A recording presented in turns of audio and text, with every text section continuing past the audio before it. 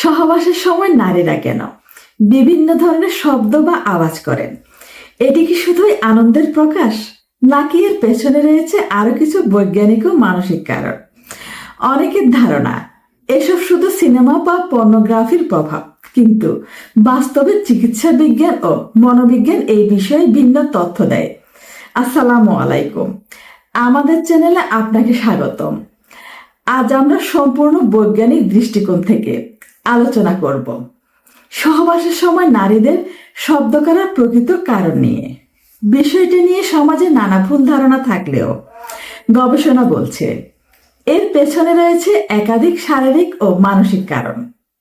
প্রথমত, চরম তৃপ্তি বা অর্গাজমের সময় নারীদের শরীর স্বাভাবিকভাবেই কিছু অনিচ্ছাকৃত প্রতিক্রিয়া দেখায়। উত্তেজনা যখন সর্বোচ্চ পর্যায়ে পৌঁছে যায় তখন শ্বাস প্রশ্বাস দ্রুত হয় এবং কণ্ঠনালীতে কম্পনের ফলে বিভিন্ন ধরনের শব্দ বের হয়ে আসে। এটি অনেক ক্ষেত্রে শরীরের স্বাভাবিক প্রক্রিয়া। দ্বিতীয়ত, অনেক নারী তাদের সঙ্গীর আত্মবিশ্বাস বাড়ানোর জন্য সচেতন বা অবচেতনভাবে শব্দ করতে পারেন। যখন একজন পুরুষ বুঝতে পারেন যে তার সঙ্গে আনন্দ পাচ্ছেন, তখন তিনি আরো আত্মবিশ্বাসী হয়ে ওঠেন এবং সম্পর্কের মুহূর্তটিকে আরো উপভোগ্য করার চেষ্টা করেন। তৃতীয় কারণটি হলো ব্যথা বা অস্বস্তি। সব শব্দ যে আনন্দের বহিঃপ্রকাশ তা নয়। কখনো কখনো পর্যাপ্ত লুব্রিকেশন না থাকা, সংক্রমণ বা অন্যান্য শারীরিক সমস্যার কারণে নারীরা ব্যথা অনুভব করতে পারেন। তখন তাদের মুখ থেকে কষ্টের আওয়াজ বের হতে পারে। তাই সঙ্গীর অনুভূতির প্রতি সচেতন থাকা অত্যন্ত গুরুত্বপূর্ণ। চতুর্থত, এই শব্দ অনেক সময় এক ধরনের অমৌখিক যোগাযোগ হিসেবেও কাজ করে। গতি বাড়ানো কমানো বা কোনো বিষয় আরামদায়ক লাগছে কিনা, এসব বিষয় শব্দের পরিবর্তনের মাধ্যমে অনেক সময় প্রকাশ পায়। পঞ্চম কারণ হলো সামাজিক ও সাংস্কৃতিক প্রভাব। পর্নোগ্রাফি বা বিভিন্ন মিডিয়ার অতিরঞ্জিত শব্দ করার দৃশ্য দেখে অনেকের মনে এমন ধারণা তৈরি হয় যে এটি স্বাভাবিক আচরণের অংশ।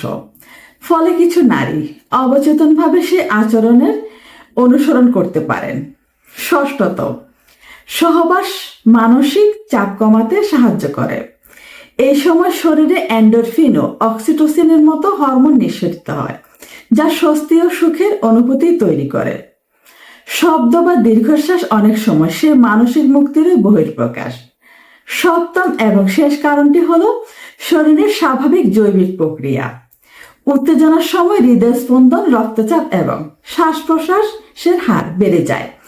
একই সঙ্গে শরীরের বিভিন্ন পেশি সংকুচিত ও প্রসারিত হতে পারে। এর ফলেও স্বাভাবিকভাবে বিভিন্ন ধরনের শব্দ তৈরি হতে পারে।